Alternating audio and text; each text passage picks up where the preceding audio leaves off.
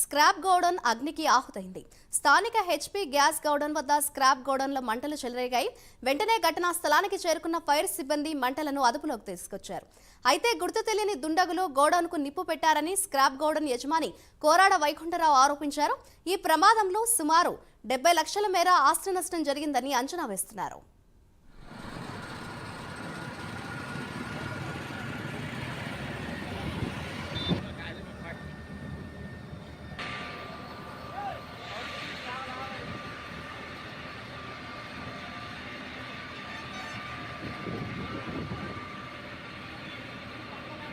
పడిపోయాను బాగా హీట్ అయిపోయి కొన్నమా బాబుల క్యాన్ బాబు వాళ్ళు మొత్తం అయిపోయి పడిపోయాను.